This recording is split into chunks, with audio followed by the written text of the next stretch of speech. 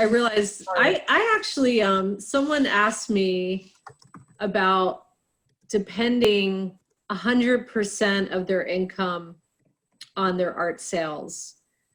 And that's, I've talked about having multiple sources of revenue or multiple sources of income, having different jobs and different things that bring money in. We talked about Airbnb rentals, graphic design, teaching, teaching workshops, doing different things to have multiple streams of revenue.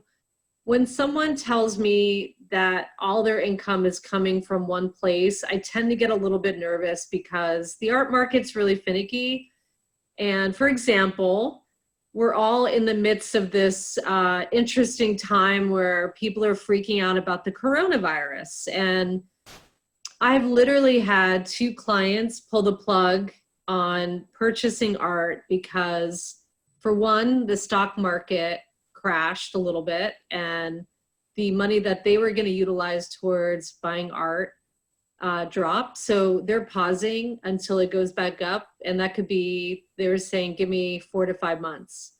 Another client, they're a corporate client, their offices might be closing. So I'm in the midst of helping with a new move-in.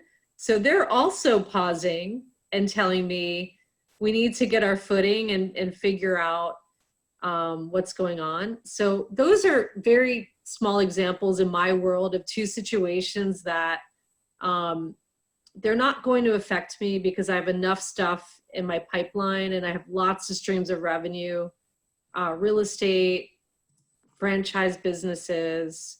I do a lot to make sure that I'm never in trouble. So if you're thinking about having 90 or 100% of your income coming in from art sales, one, make sure that you constantly have new potential sales in progress.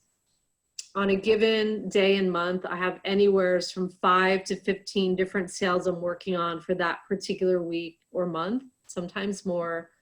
So make sure you have enough sales in your pipeline. 2, make sure that if you're depending on a gallery or several galleries, that they have enough of your work to sell, that they're doing well enough for you where you could depend on them for sales and do regular checkups and check-ins with them and ask them if they need anything and how things are going.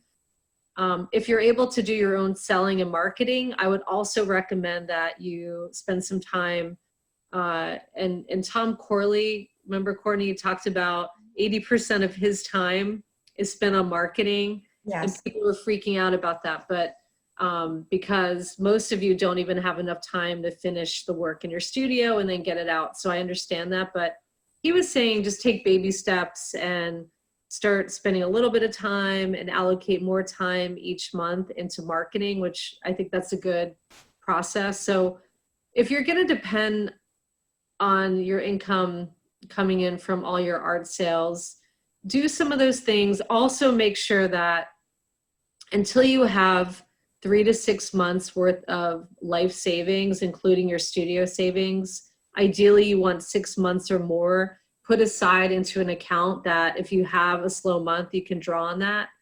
I would make sure you keep your costs really low, your living expenses, and that you're tracking them to make sure that you're not spending on frivolous things that could impact you that particular month.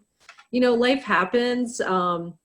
All of us have unexpected things and expenses come our way. It could be, you know, a couple $1,000s to repair windows. It could be a car repair. It could be a health thing, or, you know, there are a number of things. It could be more travel expenses. So you just want to make sure that you're covering yourself if you're putting all your eggs in one basket.